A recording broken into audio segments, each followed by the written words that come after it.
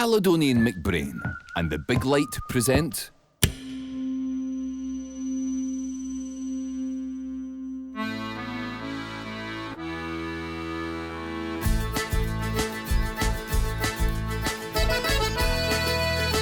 Falcha, I'm Coinneach Macleod, the Hebridean Baker. Originally from the Isle of Lewis, I'm an author, TV presenter and travel blogger. And I'm Natalie Galloway, a singer-songwriter from Fife. We spend most of our time travelling the world, seeking out amazing places and meeting the people who live there. Together, we're the perfect guides to the very best things to do, see, eat and enjoy on your next adventure to the incredible islands off the west coast of Scotland. Welcome to Scottish Island Adventures.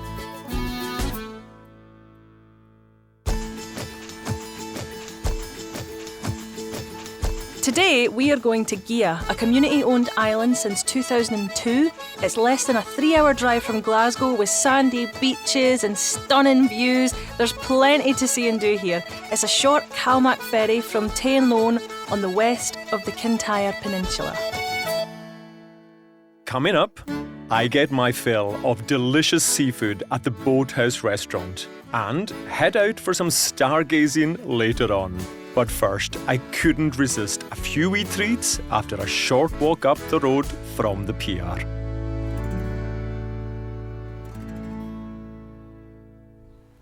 I'm just off the ferry and my first stop is Ardminish Stores, just to get a few things stocked up for our wee trip here.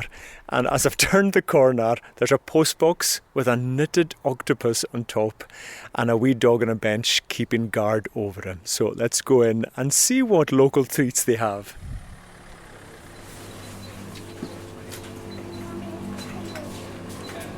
How's Joe, how are you? Hi, not too bad. Good to see you. Nice to meet you. How's things? What a cracking wee shop you've got. How long have you been here with the shop? We've been in the shop just coming up 11 years now, Nice. but been on Gigha since 98. So, yeah, but that's a wee while. It's a wee while. Aye. And you've got quite an eclectic wee shop here. You've got everything from sweets and treats all the way up to some pretty special looking gin behind me as well. So quite a lot of local stuff here.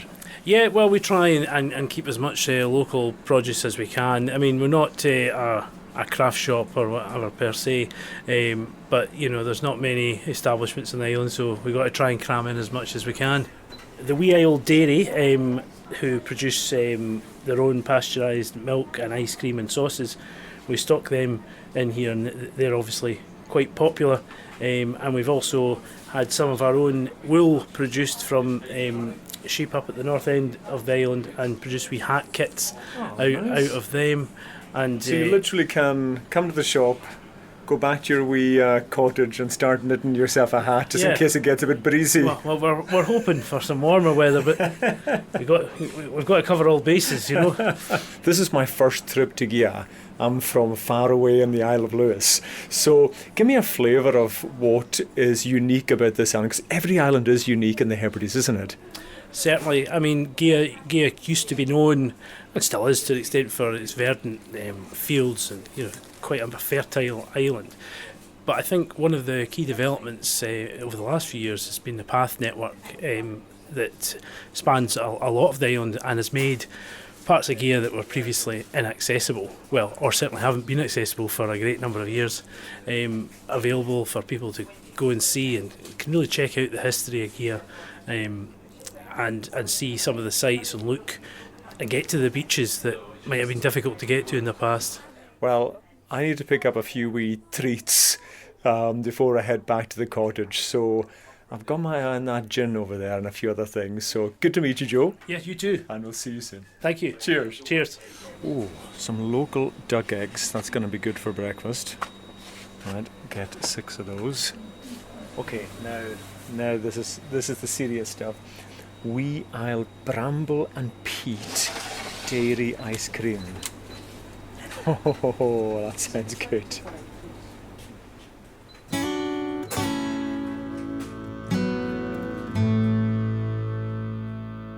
I don't know about you, but I love the sound of the knitted octopus and the bramble ice cream. I definitely need to get my paws on that. And that path network that Joe mentioned, it's truly incredible. I went for a few wee wanders along some of them, and you just hit these beautiful wild spots and just makes the whole island so much more accessible. It's just brilliant. That's got me all over because I like to nose in all the little nooks and crannies. So that is good news to me. But now we are joined by a guest down the line. We have Katy Beasley, Project Manager of Scottish Island Passports. Katy, welcome to the show, hen. Hello, thanks for having me. Thank you for calling in all the way from Jura. How are you getting on? Pretty good. The sun's shining today. Oh, do we have sunshine? I can't tell. Some kind of sunshine. So your office is based in Jura, but I know you've been to Gigha. What are some of your personal highlights on the island? The food's amazing. The boathouse was one of my favourites. Yeah, I've been there before. That's lovely. And it's just, the beaches, the atmosphere, it's just so wonderful. The nook as well, I love. Sorry, all a bit food-based.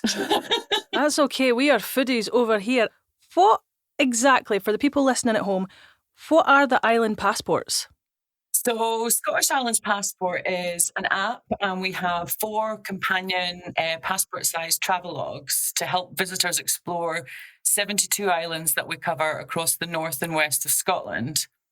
The islands that we include are all offshore inhabited islands that are accessible by public transport. And we champion islands and islanders and strongly believe in keeping communities at the heart of everything we do. Islanders are the experts on their islands, and we have worked with them to create the content in the app so that we are celebrating the beauty and diversity of all of our islands.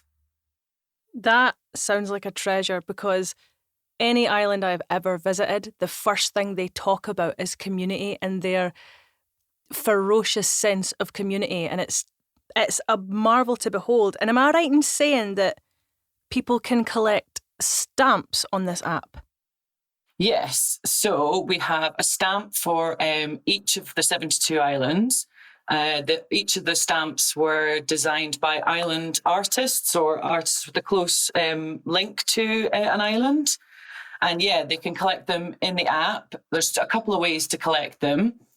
They can go to our stamp host organisations on each island, and there they will find a kind of A4 almost sized plaque that has a little brass stamp that they can actually take a rubbing of. Also, they can take the rubbing in the travelogue, and it also has the story about the stamp itself for each island. And then there's a few ways. So there's a QR code that they can scan, and they collect their stamp in the app. And also the app works with geofence technology. So if you have your location services turned on, you'll be able to pick up a notification when you're within range of one of the fences, and you'll automatically collect your island stamp. So it's an app that shows you the most beautiful parts of every island, and you get to collect things. This I am sold already. But can you tell us a little bit about the accessibility on these islands for people who are maybe in wheelchairs and stuff like that? Yeah, so that's something we're actually working on just now. It was so important to us to be as inclusive as possible. And we had kind of tried to start work and collecting all the information about accessibility in all the islands, but it's obviously a massive task with the amount of islands we cover. So we actually approached Helen, who's also known as Wheelie Bra online. And she actually, we talked to her initially about helping us with our new travel stamps that we also have in the app. These stamps are to promote active and sustainable travel in the islands, and we created stamps for walking and cycling and for taking the bus. But we also wanted to include a wheeling stamp for wheelchair users. So in chatting with Helen, and we'd heard about her struggles about trying to find information about accessibility for visiting the islands on a trip she wanted to take. And she actually helped us test the wheeling stamps before they were launched. And since then, we ended up working together. And at the moment, she is currently working on creating an accessibility overview for each of the islands, which we're really excited to add to the app, because it'll be great to have all the island information in one place. So it's so much easier for visitors to navigate all the different islands and to visit more of them. Katy, you won't be surprised to hear I totally love the app, and I have it on my phone. Guess how many stamps I have on the app? Oh, I think you'd have a lot. I don't know. Tell me. Well, maybe it isn't as much as it sounds. I've got 39 stamps on the app, but I don't have many from the Northern Isles. I definitely need to do more up in Orkney and Shetland for sure. But there's one part of the app which I absolutely love. And when you go into the kind of discover part, you can match your interests. So you can tell the app a little bit about yourself and they will, begin to recommend islands. Yeah, absolutely. So when we launched, one publication called us Tinder for the Islands, because you can go and match based on your interests, which is great fun. And tell us a little bit about that. So what type of interests can you tap in to find out your perfect island destination? Oh, there's so many. And you can choose more than one, of course, as well, which is even more fun, I think. So what have we got? We have things like history and heritage and food and drink. Outdoor activities is always a great one for the islands. Nature and arts and music, obviously, because there's so many amazing artists and makers and everything in the islands. These also link actually with our some of our travel log themes. So we've got 4 different themes for our travel logs. Our first one was Meet the Makers, which was all about island makers and producers. And our second one was called Shaping Our Islands, which is all about the history and heritage that help shape our island communities today. And then our most recent 2 are Eat, Drink, Explore, which, as it says on the tin, is all about food and drink. And then our final one is Wandering Our Islands, which is all about kind of slow travel and getting out and on walking and on your bike and everything to really explore the islands and enjoy them slowly. And I can see, I remember when I downloaded the app first, of course I went first to the island of Lewis to see what you'd recommend on that. But it is fantastic because it does give that overview of the island. So folk who literally are starting from scratch, who don't know too much about the islands in Scotland, they can kind of be driven by maybe what they're famous for. Or one of my favourite parts is Ask an Islander. So you've obviously gone to island folk on each of the island and they've given their wee hints and tips, which I absolutely love. And I was looking, when I was going to Gigha for this trip, I was looking at what the islanders had said, and they said Achamore Walled Gardens, they said Cuddy Point Beach. And isn't that brilliant that you just get that wee secret hideaway that the islanders recommend? Absolutely. And we've engaged islanders on all the islands because they're the experts. They know what's great on their islands and what they love to share with everyone. So yeah, it's absolutely wonderful. That's my favourite. But we now have over 1,100 experiences in the app, actually, which is really cool. It's one of my favourite bits. So rather than just going to a pub or going to a beach, which is great, but we want like proper experiences, things you can do. So there's loads of those in the app as well for each island. All hail Tinder for the islands. Now, I remember seeing some photos of this next wee trip on your social media, but I am dying to hear about your trip to the Boathouse restaurant. Well, this was a tasty one, I have to say, boasting some of the freshest seafood you can get. This trip was a foodie's dream. It's been recommended in the coveted Michelin guide for the past 5 years. The amazing boathouse is situated on the shore of the stunning Ardminish Bay at the foot of the Mull of Kintyre.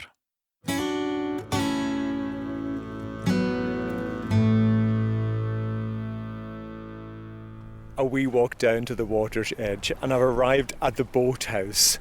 The restaurant has the perfect view. I'm seeing the CalMac ferry just arriving, folk coming on, a few cars heading home, and I'm going to meet Sam, who's going to tell me what's on the menu tonight.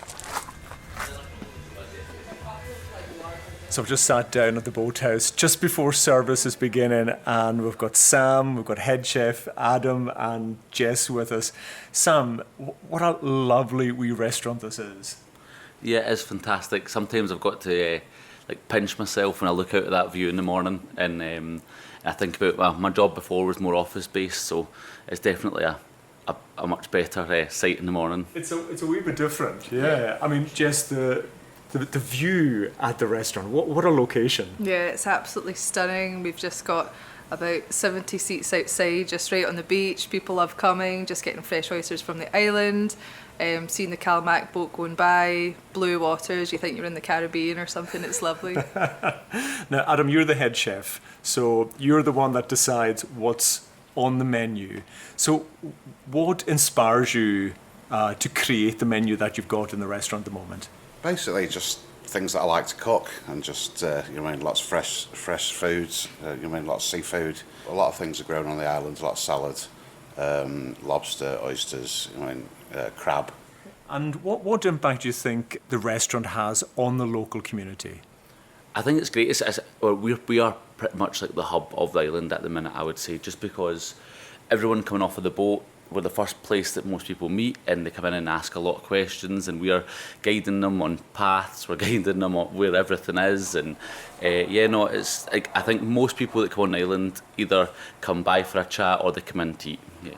Now, there's challenges in having a restaurant in a city centre, never mind on an island. So what things are maybe difficult for you having this amazing restaurant but on this wee Hebridean island?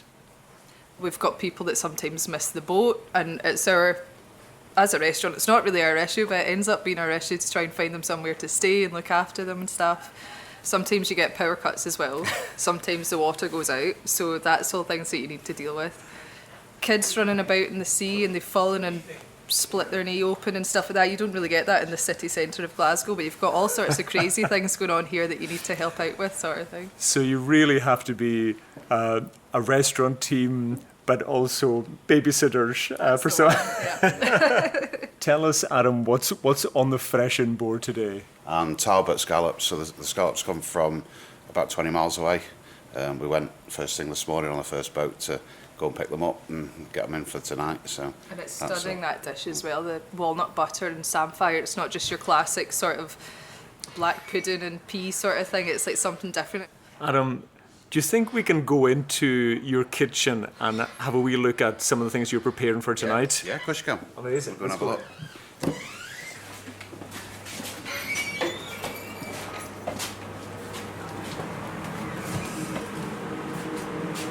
Adam, I love coming into a kitchen. How you doing, Brian? Good to see you. Hi, how you How are you? doing? I'm okay, thank you. So, what have you been prepped for tonight? Well, I've been prepping the stuff to make the scallops. I'm going to make you one so you can have a little taste if you would like. You know me very well then. Okay, Yeah. do you want to show me what you're going to do exactly then? what we do. Yeah. Chef, you'll get the puree and that for us. We just take the roe off the scallop, just round there, give it a little clean, put it in some sparkling water just to get any sand or anything off it, and then just put them into a tray with a little blue cloth just to keep them nice and dry so they fry nice and golden brown.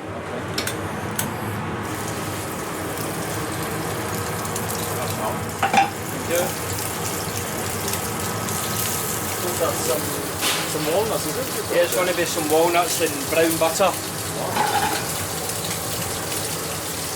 You'll just see it starting to cover just a little bit at the sides. Yeah, I can see the colour You coming. just turn your pan slightly down, you don't want to burn it. And just flip over that. Perfect. Yeah, that's perfect. You're doing a bit of plating up there. On the bottom there's a cauliflower puree with the scallops and then the walnut butter, and then with just samphire grass to finish it off. I'm desperate to try Take it out there and we'll get a fork.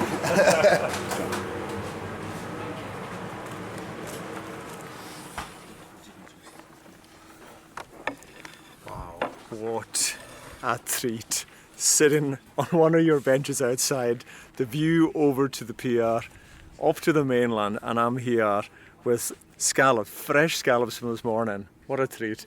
So I'm excited about the walnut, the bit of brown butter as well, but the scallop is the hero here.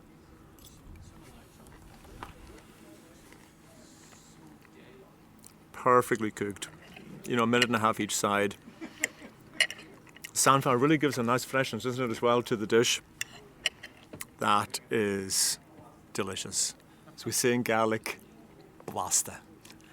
Sam, What a start. I'm actually so excited to get through the rest of this menu tonight. Thanks so much for hosting us. It's been a really special evening here. No, thank you very much for coming, guys. It's always nice to see new faces and familiar faces and things. So no, fantastic. We'll be back. We'll be back. Thank you.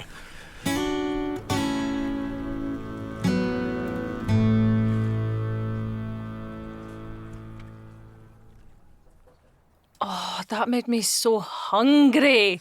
Like the sizzling, the brown butter, like I want to be there. But the food scene on the islands has always been incredible, especially the seafood. It's just so fresh everywhere you go. I'm sure you know that.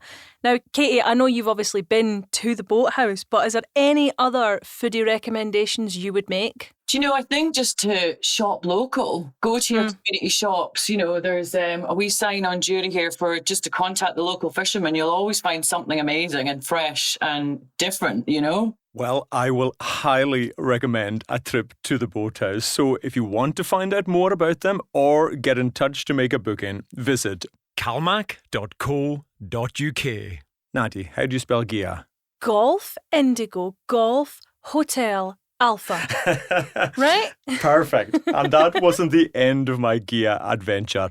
As the sun was going down, I went in search of one more spectacle. Like most of the west coast of Scotland, Gigha has fantastically dark night skies, but they've taken special steps to help people learn more.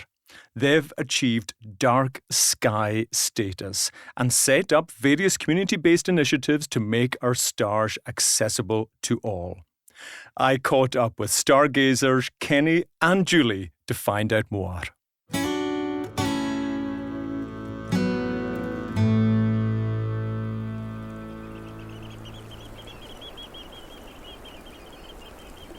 We've just headed up to the north end of the island of Gigha, and what a view looking at the ferry coming over from Islay to Kennaicraig, and it's just getting to dusk and I've arrived at Gigha's Dark Skies Theatre to meet Kenny and Julie. Firstly, what inspired the creation of Dark Skies Gigha? I suppose it's the sense of wonder that I felt when I came over to Gigha to live here, and could step out of my back door or front door and look up at the sky and see the Milky Way for the first time. I grew up in Scotland in perhaps the most light polluted area, the town of Grangemouth with all of its industry and all the flames that are in the night. I don't suppose I saw the night skies as a boy. And then I moved to London where there's all the light pollution in the world there. So I really didn't grow up with any kind of dark skies experience. So to come here, step outside my door and look up and see the wonder of the Milky Way in full, almost technicolor above my head, just blew me away. And I just thought, wouldn't it be wonderful if people could come here and see this, what we're experiencing on a night-to-night basis, because it's just awesome. It takes your breath away. And Julie, just describe to people what does dark skies actually mean? Dark skies means that you can be outside, totally around you is dark, but when you look up, it's not actually dark at all, because you can see so many lights in the sky. But those lights aren't human-made lights, it's just the wonder of nature. It's beautiful. The reason that we have dark skies is because we only have 6 street lights on the whole island. Yeah. And they're all down at the ferry slip. Yeah. So we walk around literally from October to April with headlamps on or carrying torches, because after 4 or 5 o'clock in the evening, we can't see a thing. It's completely dark. And that's what's given us really that lack of light pollution, and the quality of the darkness and the air here, I think, is what's given us our dark skies discovery status. So our next move is to go for dark skies island status, which is a part of that is where we work with folks on the island as well, particularly where there are building works and those things going on, to kind of go, can we keep it dark? Can we help you with advice about light and about how to have external light in your house and those kind of things? Because we all need some kind of light, but for nature as well, keeping things dark is really important. And Kenny, when you've got visitors coming, is there some help or equipment that you can share with visitors when they come to the islands? Well, yes. We're standing next to the plinth. Yes. In the first year, the Dark Skies Gigha community raised money for the plinths, the information plinths, but they also decided that when people came, they would like to be able to give them something to see. So we have got an entire box full of good binoculars. Oh, perfect. And they are always available via the Island Trust's office, so that if people want to see, they can use them. We've also been given 2 telescopes. But the lovely thing about dark skies is you don't need a telescope. You don't need a set of binoculars. You might need to put your glasses on. But apart from that, everything can be seen from the naked eye. What do you think makes Gigha just one of the most perfect places for stargazing? 2 things. I think our air quality. It's so clean here. The lack of light pollution, but also the quality of the air, means that the view you are getting of a single pinprick of light is probably the clearest you can get it. But secondly, the topography here, the actual geography of the island, means that there are places you can stand and see 360 degrees to the horizon. So you have the whole sky. So that's interesting. So the kind of natural landscape of the island does help in stargazing. It really does. That's yeah, amazing. It really does, yeah. One of the things we are keen to encourage people to do if it's their first time out is at least learn the 2 main constellations that so are what are the they then? easiest to Tell see. me. So we'd see the Plough really easily, that would be our thing, and Orion would be the other one. So in the northern hemisphere, those 2, for most parts of the year, are the most clearly visible in our sky. So if you teach yourselves those shapes, it's so easy to feel good about, I can find my way in the night sky simply by knowing those 2 constellations. The Plough is actually one of my favourites as well, mainly because of its Gaelic name. I don't know if you know the name of the Plough in Gaelic, but it's Cran Aran in Gaelic, which is the baker's shovel. Yes, yes. So I think for me, that's so appropriate. That's my always been my favourite is the baker's shovel. So what kind of activities do you put on the island for people who are coming to visit, or even locals as well, Kenny? Last year, in August, we ran a Dark Skies evening where we asked people to come and learn about how to photograph the night sky. So in the village hall, we gathered people, and they came from all over the place. From the other side of the world, one person came. And they learned together how to photograph the night sky. And then we came up here at midnight, and it was slightly cloudy. And about midnight, it's as if somebody had just blown into the night sky, and all the clouds disappeared.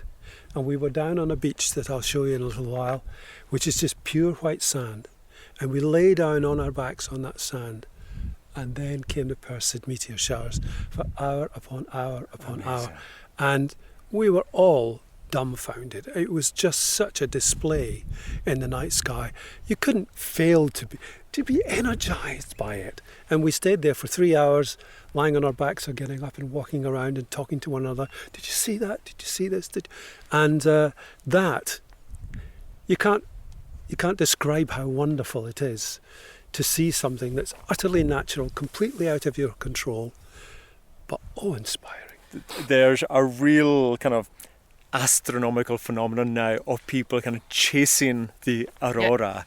And I know there's never a guarantee, but you have had some wonderful auroras on the island, even just recently, haven't you? Recently it's been amazing. It's quite common to see the greens and those kind of things, but it's not so common always to see the purples and the pinks and the kind of deeper reds and those things. And it's also not that common to see particular shapes in terms of waves of aurora, but we've seen all of that here, which I think makes it a really high quality place to do. And a lot of interest from people. The last time we had a peak aurora, they were all contacting us here to say I can't get there, but I bet it's amazing. And what that's spurred on for us is a new activity for Dark Skies Gear. We're hoping we can join with another couple of islands.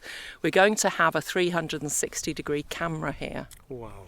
That's going to be positioned in a place where you can see 360 to the horizon. That will consistently show a high quality web picture of what the sky is looking like, so that for things like the aurora, for example, if people can't travel here, they can actually see it as we're seeing it or trying to capture it on our cameras and stuff like that. There's wonderful stories connected to be it the stars or the constellations, and particularly in the Gaelic language. There's the Gaelic word or name for Venus, for example, Rinneach Avwalicha, the cowherd star. And similarly, when the crofters would see that star in the sky, it was time to take the cows home, from the macher of an evening. Sometimes it's easy to forget that these were very influential for the people of the islands, weren't they? They were a way of keeping time. There's also that bigger story of human beings and what they think about when they look up at stars, because it isn't always those inherited stories. We make our own meaning about who we are, our purpose, where we are in life through gazing at the night sky and really kind of thinking about ourselves. And that's why we really do think that it's so good for well-being, because I think that's one of the other things that's good, is it can be any age. It's totally inclusive for anybody. There's a bit of physicality about it in terms of getting yourself into a dark space, but we do try and help and support and give advice to people who need a bit of assistance.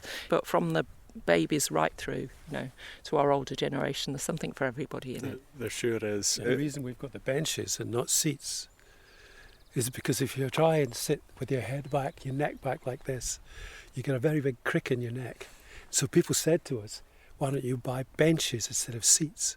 So we can all lie down on the benches and you can have 1, 2, 3, 4, 5, 6 people here all lying on the benches without getting a crick on their neck, watching the night skies. Well, Kenny, Julie, I know you have to head home to warm up. I'm going to stay here. It's just approaching dusk and there's a bench with my name in it, and I can't wait to see what's in the night sky tonight. Thanks Enjoy. so much. It's been amazing, and I'm really inspired by all you've done here. Thanks so much. I hope the sky's clear for you.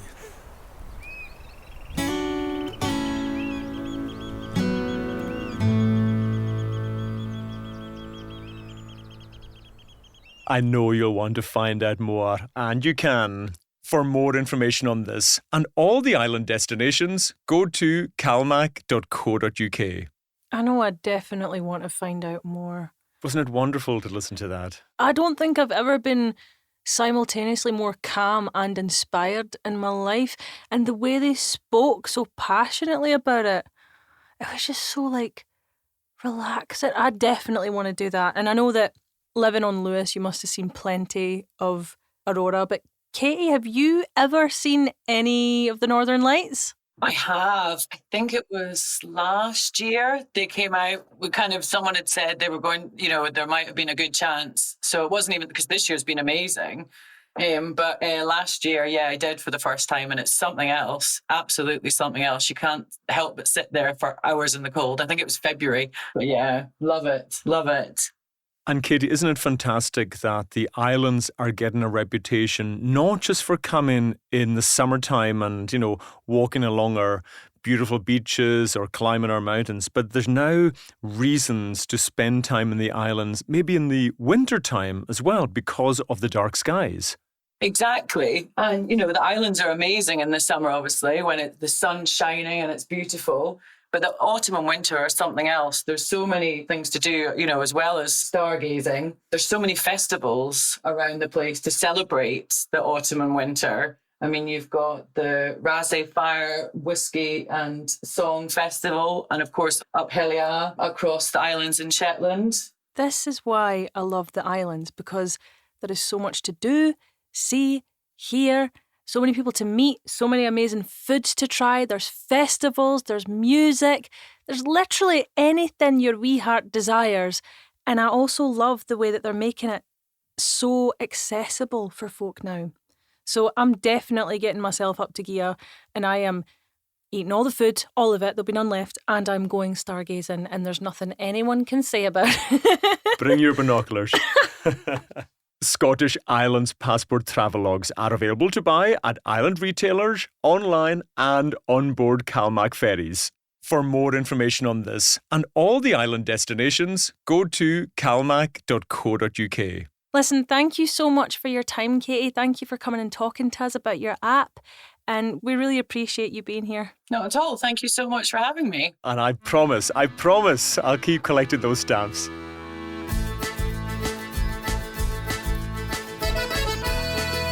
Well, that's all from us this episode. We hope you enjoyed it. Please subscribe, like, rate and review and share with your friends. For show notes and more information on this and all our other island destinations, plus full details on Caledonian MacBrain's routes, timetables, prices and bookings, go to calmac.co.uk. Every journey starts a story, so book your Caledonian MacBrain Island adventure now.